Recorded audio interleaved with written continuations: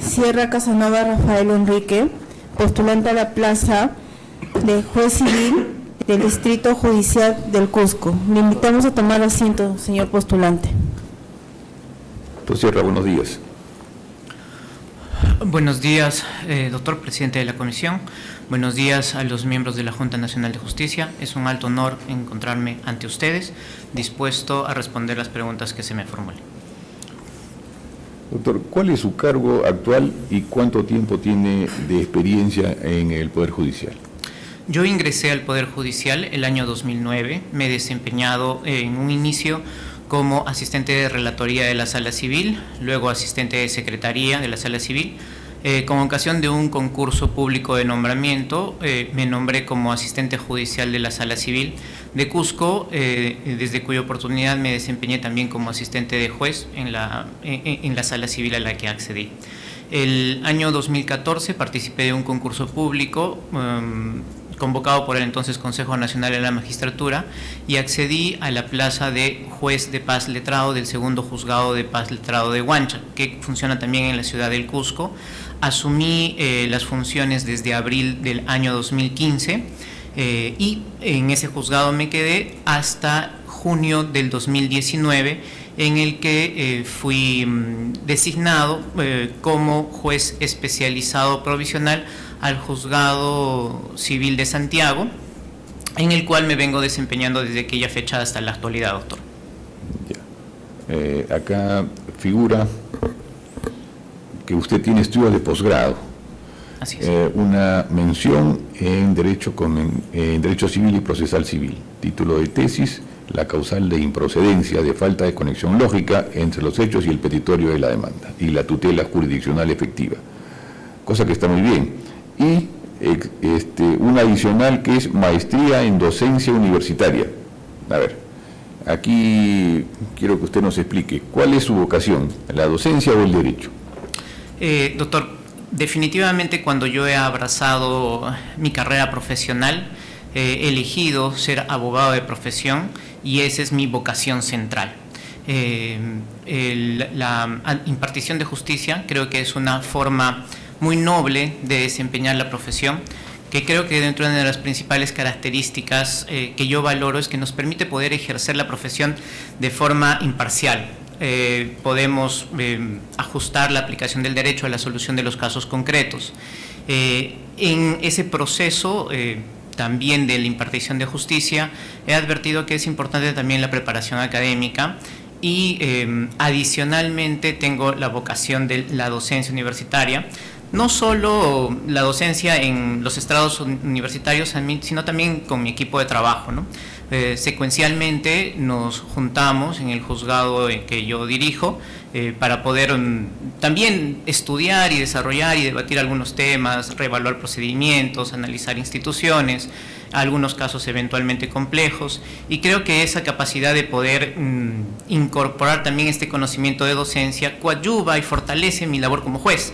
Porque también el juez, en el ejercicio de sus funciones, ejerce en alguna medida docencia en el sentido de poder coadyuvar a orientar la conducta de las personas, ¿no? Y también la docencia permite tener algunos conocimientos para poder optimizar el nivel de comunicación también con los usuarios del sistema de administración de justicia, doctor. Explíquenos un poco esto que usted ha señalado de la función docente o pedagógica del derecho. ¿En qué consiste?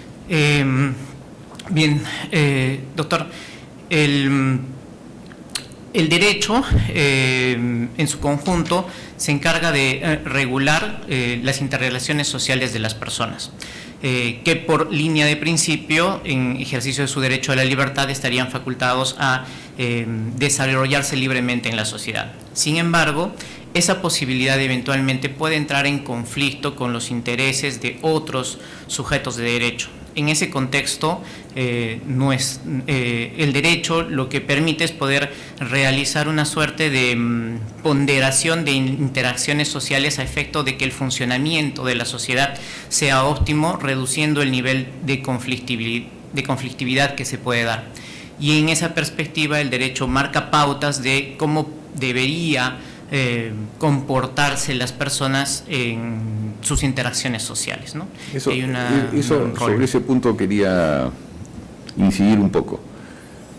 Las normas, las leyes en general y los reglamentos y las sentencias tienen que estar redactadas para que las entienda el profesional del derecho, el abogado, o tienen que estar redactadas para que las entienda el común de las personas. Esa es una discusión que tiene muchísimo tiempo, ¿no? ¿Cuál es su opinión?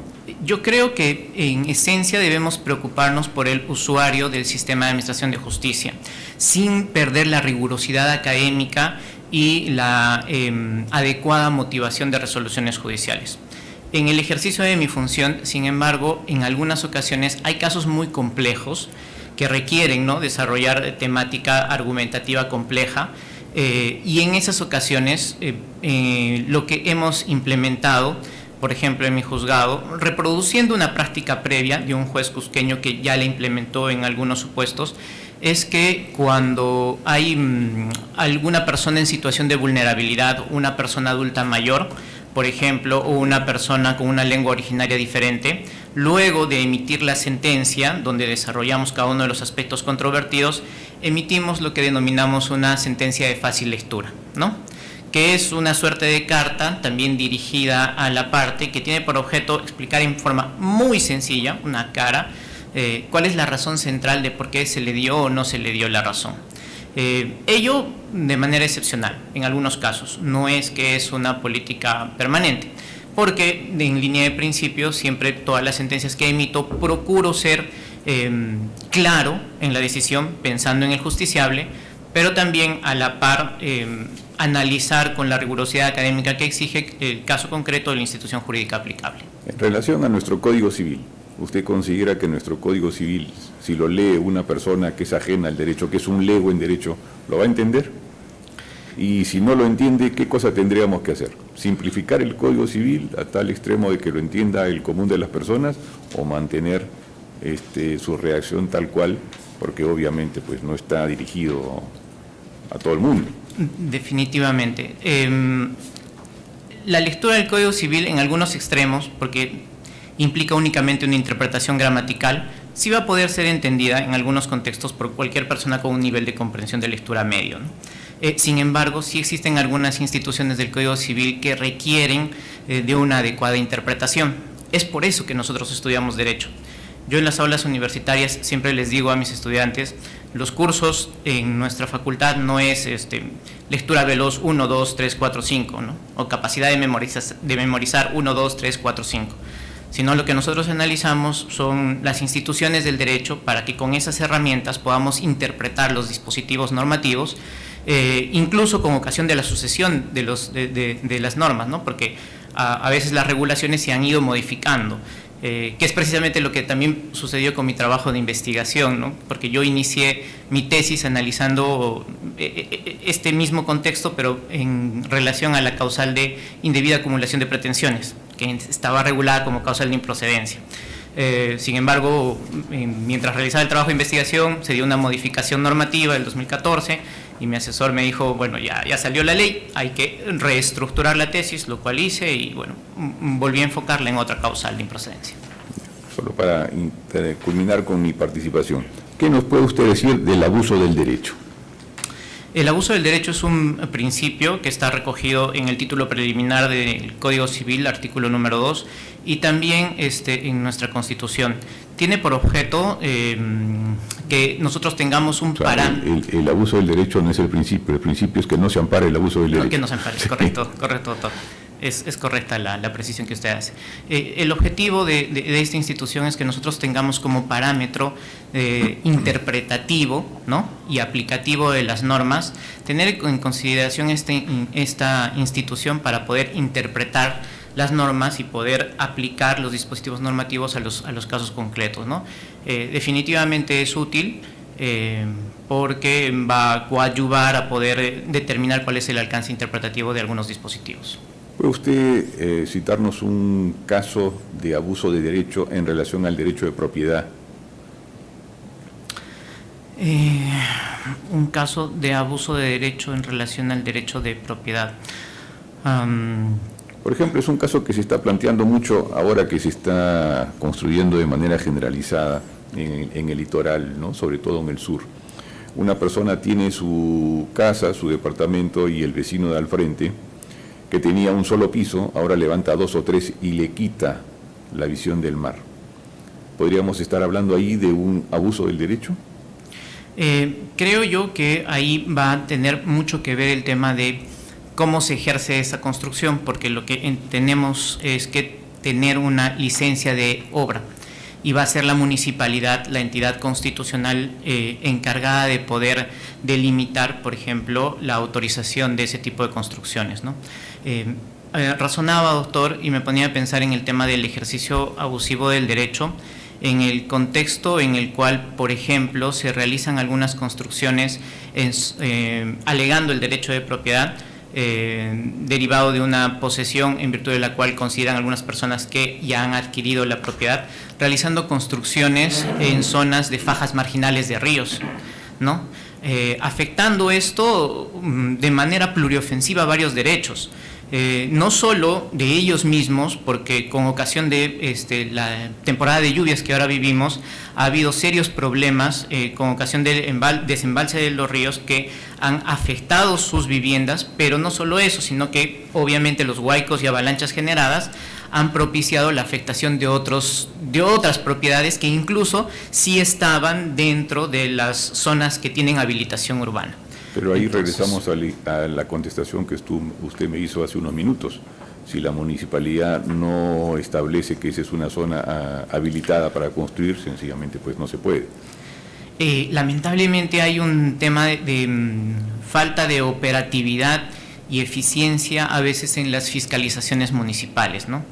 Se hacen los esfuerzos, yo a veces he visto, ¿no?, esfuerzos de la municipalidad en ese sentido, incluso nos convocan a unas ferias, porque yo pertenezco a la Comisión de Acceso al Sistema de Justicia de Personas en Vulnerabilidad y Justicia en tu Comunidad, donde realizamos una labor preventiva y orientativa también de qué pueden o no pueden hacer las personas. Intervienen diferentes instituciones, Ministerio Público, Defensoría Pública, Poder Judicial, y también se busca desarrollar este rol preventivo desde la naturaleza pedagógica y entiendo también fiscalizador de la municipalidad.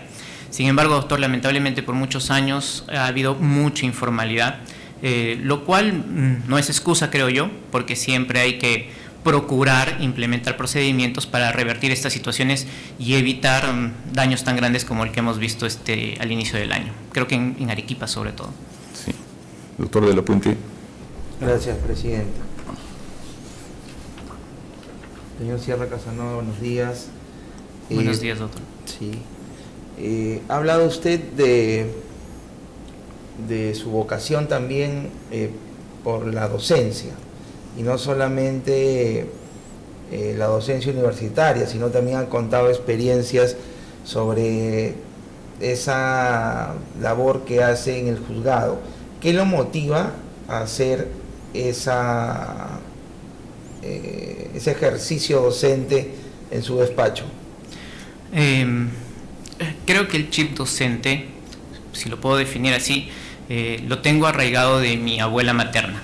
Ella ha sido docente de nivel primario y la he visto como ya mientras era cesante realizaba labores de reforzamiento de lectoescritura a distintos vecinos, porque yo vivía con mis abuelitos.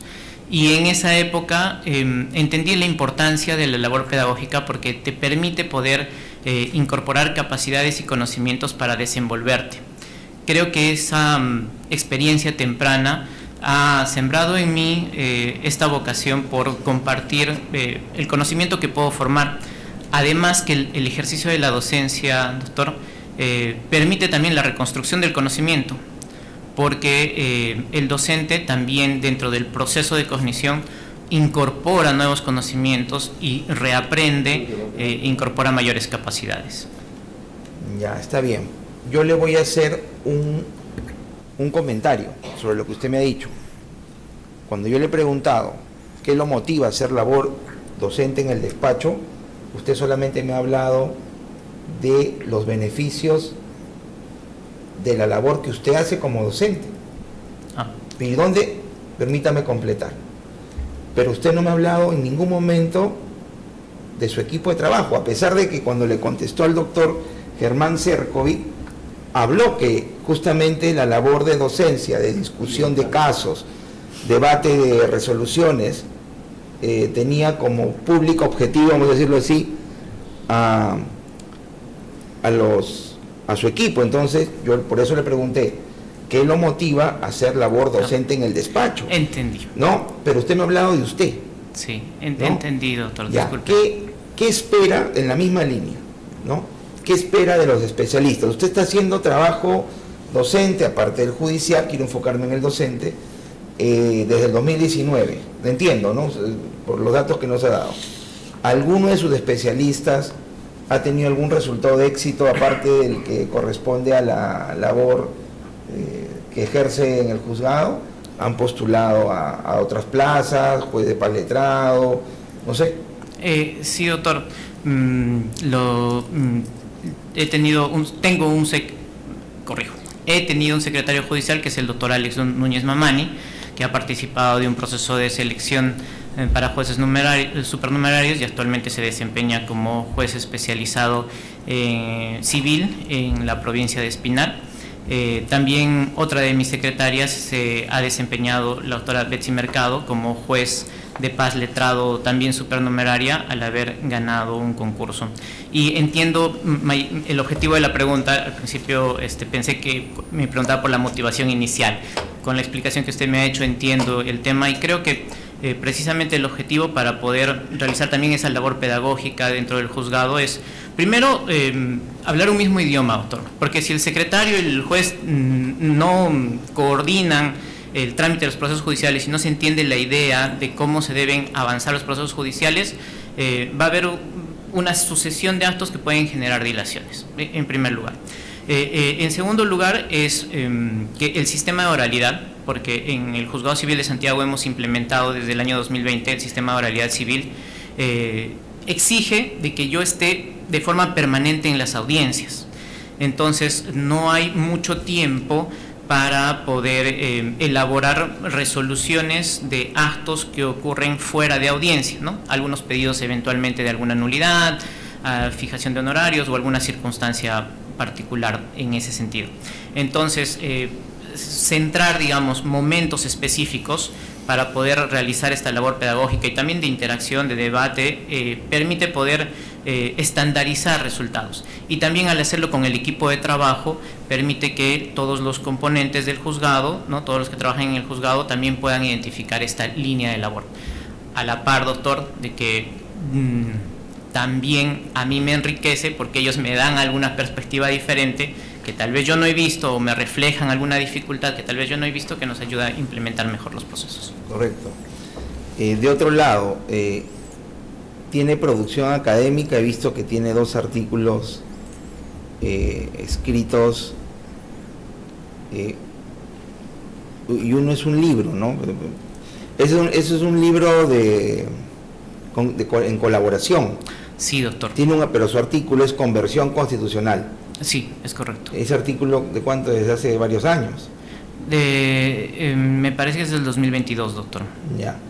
¿Y qué aspectos explora respecto a esta conversión constitucional que el tribunal ya hacía por allá por el 2010, 12, cuando convertía, ¿no?, un proceso constitucional en otro? El Tribunal Constitucional creo que estableció requisitos para hacer la conversión, ¿no? Correcto, doctor. A ver, coméntenos, por favor. Estableció algunos requisitos, doctor, y justo que abordo en el artículo, con algunos estoy de acuerdo y con otros no. Por ejemplo, establece de que el juez, que esta posibilidad de convertir los procesos es potestativa en primera instancia y obligatoria en segunda instancia.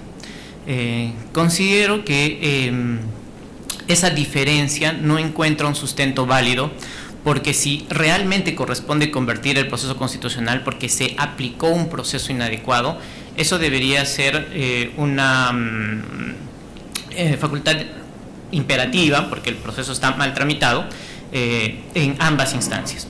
Otro aspecto es que el Tribunal Constitucional indica de que no va a proceder la conversión del proceso si es que se advierte la irreparabilidad del derecho.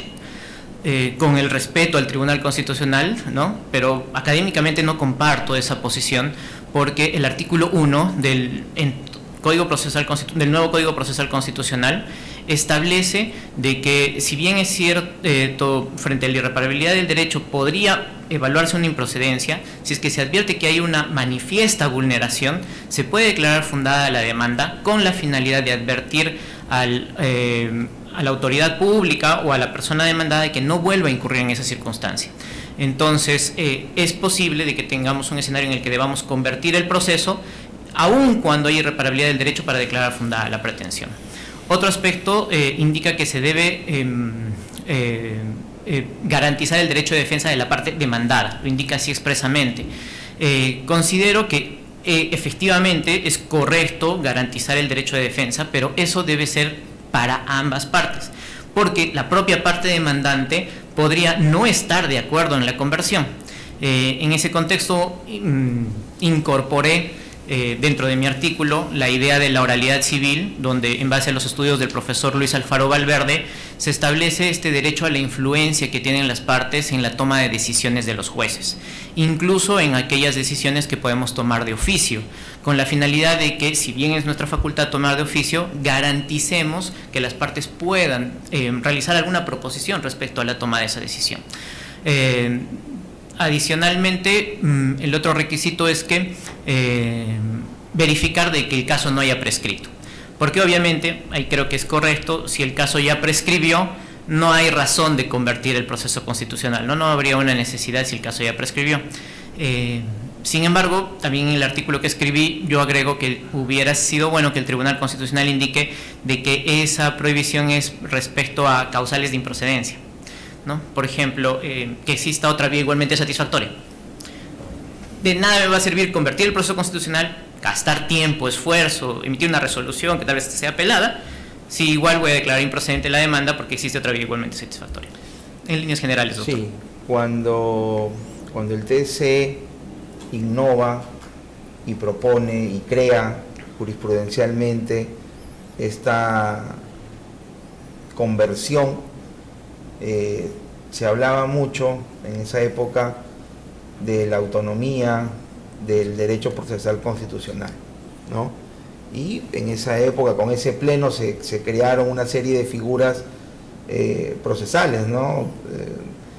Pero en puridad, porque su maestría creo que es en procesal también. En procesal civil, doctor. Civil Ya. Y procesal civil. Pero extendámoslas al proceso en sí mismo, ¿no? Y creo que ya la jurisprudencia cada vez ha sido menos orientada hacia esa conversión, porque lo que se hacía era convertir amparos habeas corpus amparos, me parece, o amparos a cumplimientos. Hoy por hoy, ¿no? Se puede seguir sosteniendo la tesis de la conversión de procesos constitucionales, o finalmente el nuevo Código Procesal Constitucional tiene institutos que garantizan la tutela de los derechos en los procesos de libertad. Opinión personal, y más allá del artículo, porque su artículo me ha dicho que es del 2022, ¿no? Sí. Pero basado en jurisprudencia anterior, Sí. ¿no? En que un poco el artículo propone, digamos, Claro, cómo mejorar. Por eso, pero hoy por hoy, desde su especialidad, y teniendo en cuenta, como le digo, la cada vez menor utilización de ese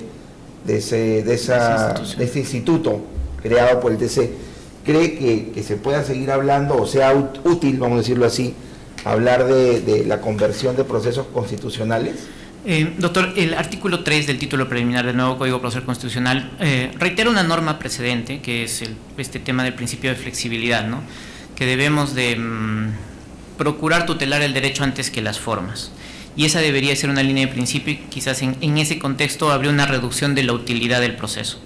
Sin embargo, también, doctor, debemos enfrentar, o mejor dicho, considerar el hecho de que dentro de la Judicatura Nacional existe también a veces un pensamiento excesivamente formalista, ¿no?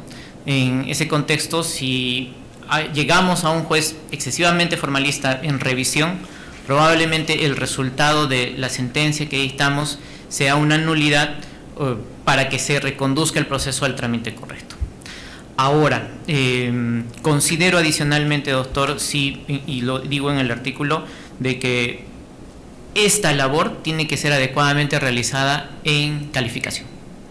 O sea, no habría necesidad de conversión de procesos constitucionales si calificamos adecuadamente la demanda. Creo que eso también reduce el nivel de aplicación de la conversión de procesos constitucionales. Y una última consulta antes que se me vaya. Usted ha tenido una denuncia acá en la Junta, es del 2025, no sé si la conoce, cuando tomó conocimiento, cuando se le ha notificado su hoja de vida. Si bien es cierto, esta denuncia ha concluido en sede de la Junta, porque la ha derivado a la Autoridad Nacional de Control del Poder Judicial. Lo cierto es que existe, ¿no? Y entiendo, no tengo la información actualizada, pero entiendo que debe estar en calificación o de repente hasta ya se archivó, no lo sabemos, pero es una denuncia que está derivada de un proceso de un interdicto de conservar. ¿Tiene conocimiento de esa denuncia? Sí, doctor, con ocasión de la notificación. Si nos aclara brevemente para avanzar. Gracias, doctor. El estado actual es efectivamente, como usted dice, de calificación. Sin embargo, doctor, me notificaron de la Autoridad Nacional de Control pidiéndome un informe para calificar. O sea, no me pidieron aún el descargo. Y es ahí que tomo conocimiento. Se trata de lo siguiente: es un proceso en el cual se plantea un interdicto de retener. Y paralelo a ese proceso existe otro proceso sobre el mismo bien entre las mismas partes que se plantea una reivindicación. Entonces se ha emitido un auto de acumulación. Este auto de acumulación fue impugnado. El artículo 90 del Código Procesal Civil dice que no podemos emitir sentencia en los procesos si es que no se ha resuelto de forma definitiva la acumulación. Entonces, el quejoso está, digamos, cuestionando el hecho de que por qué no se resuelve el expediente, y esa es la razón, porque él mismo apeló la acumulación y la Sala Civil ya nos ha devuelto el expediente en enero. En uno de los expedientes acumulados, doctor, hay algunas pruebas pendientes de actuar y tiene audiencia ya el proceso acumulado, porque ya se ha juntado físicamente, para el 22 de abril de este año. Este expediente es estos dos expedientes son expedientes que nos han remitido con ocasión de la itinerancia dispuesta por el Consejo Ejecutivo del Poder Judicial, porque nos han remitido... Todavía para el próximo mes. Va a ser la audiencia. Ya. Muchas gracias por la aclaración. Gracias, presidente. Gracias, doctor de la Puente. Doctor Galindo.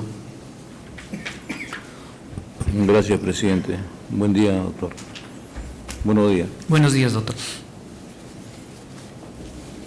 Muy breve, una sola pregunta. Usted quisiera que nos ilustre sobre los criterios que esgrimió para emitir una resolución en donde se dispone el cambio de nombre de una mujer transgénero por primera vez en el Cusco. Gracias, doctor. El caso se vinculaba a un proceso de cambio de nombre en el que la parte demandante solicitaba la modificación de su prenombre con ocasión de su identidad de género. El conflicto que yo advertí era poder identificar si en el artículo 29 del Código Civil, que establece que se puede cambiar el nombre de una persona por motivos justificados, uno de esos motivos justificados podía ser la identidad de género o no, y cuál era el nivel de tutela jurídica que podía haber sobre este concepto de identidad de género. En ese contexto, lo que hice fue primero acudir desde una perspectiva de coherencia argumentativa, los pronunciamientos de la Corte Interamericana de Derechos Humanos sobre el particular. Identifiqué la opinión consultiva 24-2017 de la Corte Interamericana de Derechos Humanos que se pronuncia sobre el tema y establece de que los estados partes de la Convención debemos de admitir los pedidos vinculados a la modificación del cambio de nombre con ocasión de la identidad de género. Este pronunciamiento no solo está en línea de la Corte Interamericana, sino también guarda correlación, porque se sustenta en ello, con la recomendación número 28 del CEDAW. Desde esa perspectiva, teníamos desde la perspectiva convencional la posibilidad de sí considerar este parámetro. A la par, revisé la jurisprudencia del Tribunal Constitucional. Si bien existe una sentencia 139 de 2013 en la que se estableció de que el Tribunal Constitucional indicaba de que no se podía estimar ese tipo de pedidos, se emitió de forma posterior la sentencia 6040-2015 PH-TC, en la que el Tribunal Constitucional estableció expresamente que dejaba de lado la doctrina establecida, la jurisprudencia establecida en el caso previo que he citado, e indicaba de que este tipo de pedidos sí podía ser atendido, pero en la jurisdicción civil, precisamente en los procesos civiles donde se debía de analizar el tema. Frente a este contexto, además, buscando un análisis de la perspectiva de consistencia argumentativa, empecé a ver cómo regula nuestra legislación este tema y si recoge de alguna medida la identidad de género. Dentro de la pesquisa de normas que empecé a realizar, ¿no?, la investigación para resolver el caso, pude identificar de que en nuestro Código Penal, en el artículo, espero que la memoria no me falle, 323, al regular el delito de discriminación, establece una serie de supuestos en los cuales se comete el delito de discriminación. Uno de ellos es, enumera de forma separada sexo, libertad sexual e identidad de género. Entonces identifiqué que también había la posibilidad de tutelar. ¿Qué artículo? Perdón, ¿qué artículo? 323, doctor. 323, el delito de discriminación. Disculpen si el artículo tal vez no es exacto, pero el tipo penal es de discriminación. Entonces pude identificar de que ahí habría una tutela jurídica en referencia a la identidad de género. En base a este contexto, y considerando que la Corte Interamericana de Derechos Humanos había establecido de que tenía que haber un consentimiento libre e informado del titular, es que advertí que desde la perspectiva de del parámetro normativo sí era posible considerar como un motivo justificado para el cambio de nombre su identidad de género. Se llevó la audiencia, se entrevistó a la persona que estaba solicitando ello, explicó de que esta identidad de género ya la llevaba por muchos años, incluso tenía documentación de un país extranjero en el cual ya le habían reconocido esta identidad. Y especial atención también merecía el hecho de que incluso se dejó un testamento en el cual, si bien se le dejó la masa hereditaria a ella con su nombre originario, sin embargo en el propio testamento se hace referencia al nombre con el cual ella quería modificar el nuevo nombre. Lo cual también permitía evidenciar objetivamente de que ella ya utilizaba en su entorno familiar, en su entorno social, este nuevo nombre, ¿no? Lo cual corrobora de que efectivamente se encuentra dentro de su proceso de autoconstrucción personal, que es lo que establece la sentencia 6040-2015 PH-TC para poder estimar este tipo de pretensiones. Y en virtud de ello, doctor, en líneas generales, es la que deja de lado la 139-2013.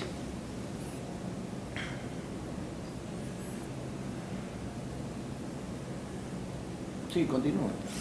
Bien, y en ese contexto, doctor, también se advirtió de que la posibilidad de la tutela de este tipo de derechos está vinculada, por ejemplo, a la vida privada, que es lo que desarrolla la Corte Interamericana de Derechos Humanos, porque indica, ¿no?, de que la falta de correspondencia ya con su apariencia física del nombre, que socialmente se atribuye más a un género diferente, exigía que cuando ella se presentaba para tomar un transporte de cualquier naturaleza, ir a una entidad financiera, tenía que exponer datos de su vida personal que no tenía por qué conocerlo el conductor de un vehículo, personal de alguna entidad financiera, y ese es un conjunto de razones que permitieron justificar la toma de esta decisión, doctor.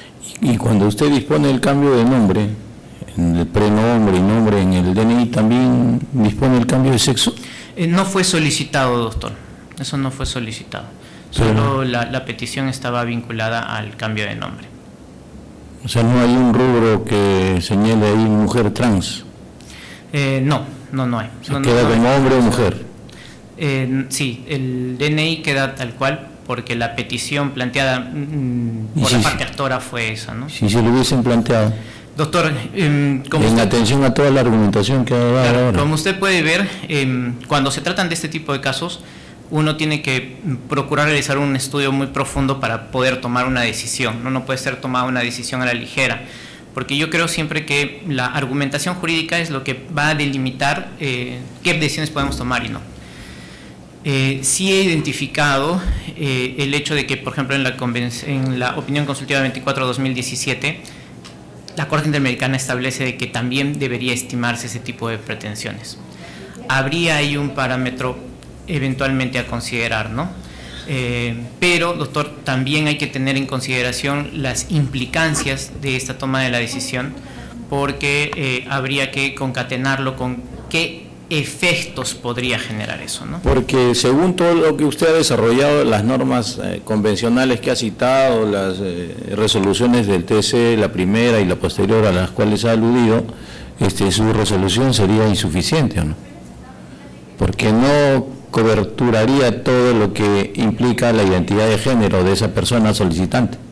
Solo usted le ha cambiado de nombre. Claro, eso en atención al principio de congruencia, ¿no? No podemos irnos más allá del petitorio, doctor, y por eso es que se emitió pronunciamiento únicamente en ese sentido.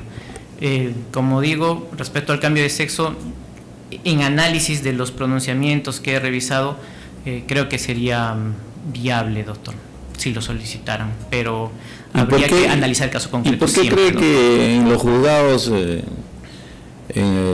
civiles hay tanto rechazo de cambio de nombre por temas simplemente de cambio de nombre, no cambio de identidad, no basados en el tema de género, sino simplemente su prenombre hay nombres que a veces son, ¿no?, bastante peculiares, ¿no? Y sin embargo se rechaza porque no, a pesar de la argumentación de que eso les pueda estar haciendo algún daño emocional. Y usted apela a normas convencionales, resoluciones del máximo Tribunal Constitucional para dar amparo a una situación bastante, seguramente aislada ahora más y masiva más adelante. Doctor, con ocasión del estudio que hice para poder revisar este tema, profundicé en el tema de los cambios de nombre y encontré de que en realidad, y lo dice la Corte Interamericana y alguna legislación, que esto ni siquiera debería ser un trámite judicial, sino un trámite administrativo, porque el nombre es una manifestación de la identidad en cuya virtud el titular del nombre tiene derecho a poder determinar cómo es que quiere identificarse y cómo es que quiere que la sociedad lo identifique con el nombre con el cual él ha construido su identidad. Y es por eso que la Corte y la doctrina que revisé hace referencia a que lo único que se necesita es el consentimiento libre e informado del titular. ¿Y la sociedad no tiene derecho a la seguridad jurídica? ¿Eso no es atentatorio contra la seguridad jurídica? Ahí, doctor, siguiendo una casación de Huancayo, no recuerdo el número exactamente, para poder estimar este tipo de peticiones se pide antecedentes penales, policiales, el reporte de Infocor, reporte de deudores alimentarios morosos y una serie de pedidos, y no se autoriza la modificación del DNI. Dato importante, porque el número del DNI, no se autoriza la modificación del número del DNI porque ese dato va a ser el que va a permitir identificar que Juan, que ahora se llama Pedro, son exactamente la misma persona, y eso no extingue ninguna obligación de ninguna naturaleza. Esto, doctor. Muchas gracias, presidente. Gracias, doctor Galindo. Doctor, voy a permitirme unos segundos insistir sobre esto. ¿Usted recuerda por qué se le llamaba a la Edad Media la edad del oscurantismo? Porque el pensamiento religioso era determinante respecto a la toma de decisiones, incluso sobre la ciencia, ¿no? Primaba sobre la ciencia, ¿no es cierto? ¿Usted cree en la biología? Desde luego, doctor.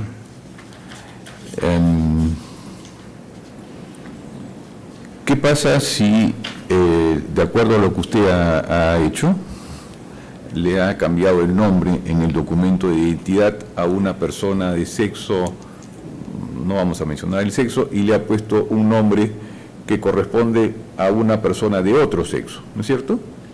¿Qué pasa si un tercero llama a esta persona con su nombre original o con el nombre que le corresponde a la apariencia física que tiene? En otras palabras, si yo veo a una persona que es físicamente un hombre y biológicamente un hombre, pero él insiste en que lo llame con un nombre de mujer, y sencillamente pues eso, ¿qué cosa es para la persona? ¿El derecho lo está obligando a mentir? ¿Lo está obligando a reconocer una realidad que evidentemente no existe? ¿Es un acto de discriminación que yo llame a Mario como Mario y no le diga a Evelyn, por ejemplo, por usar cualquier tipo de nombre? Es muy interesante lo que plantea, doctor. En el caso concreto que resolví, además la demandante ya tenía la apariencia completa de mujer, ¿no? ¿La apariencia qué implica, doctor? La apariencia que socialmente se le da al género femenino, desde una perspectiva estructural de su cuerpo, porque se había hecho las operaciones de tiroidectomía y vaginoplastía. Pero eso no se aprecia por un tercero, salvo que llegue usted y también el cabello largo, doctor. O sea, tenía una apariencia de dama. ¿Y si no la tuviera? Sin embargo, el caso que usted me plantea, doctor. Le pregunto, ¿y si no tuviera la apariencia? Justo eso iba, doctor, que es muy interesante lo que usted refiere, ¿no? El Código Civil establece de que el derecho al nombre implica la posibilidad que tenemos todos de exigir que se nos llame por nuestro nombre.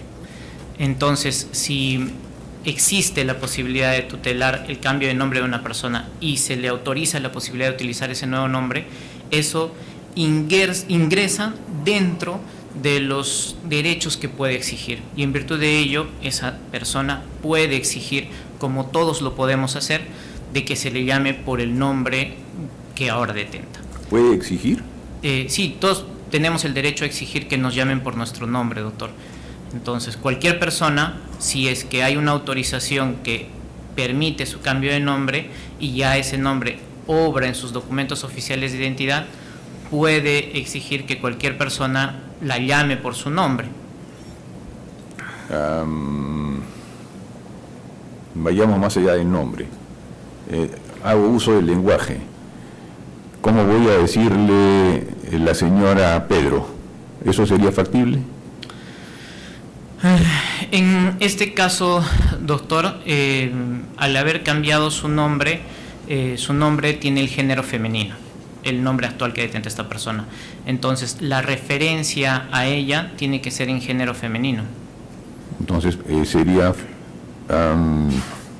factible decir, ¿cómo haríamos?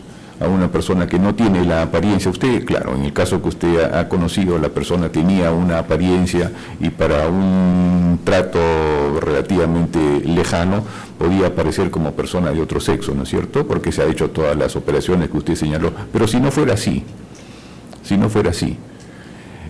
y se posibilita este cambio de nombre involucra también una serie de cambios de actitudes en las personas por el nombre que se le va a poner, ¿no es cierto? Es por eso importante, doctor, como dice la Corte Interamericana, diferenciar entre sexo y género.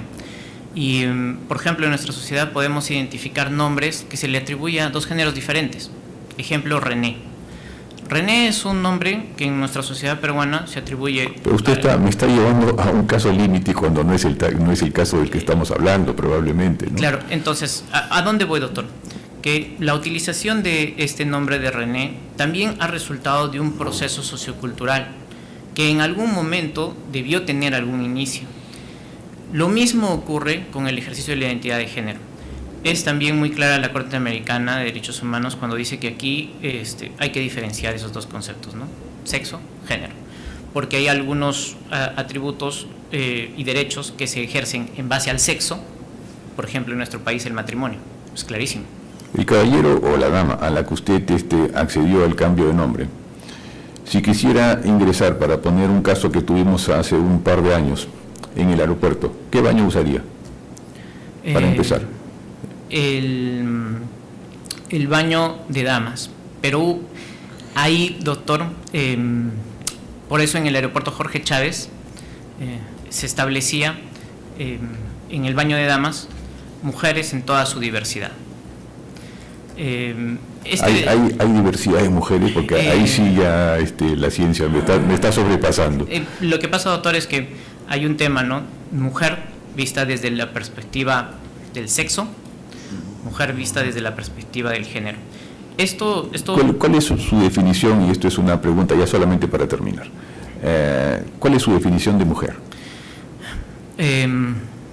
La mujer vista desde la perspectiva de su sexo es el ser humano con una estructura biológica asociada al sexo femenino.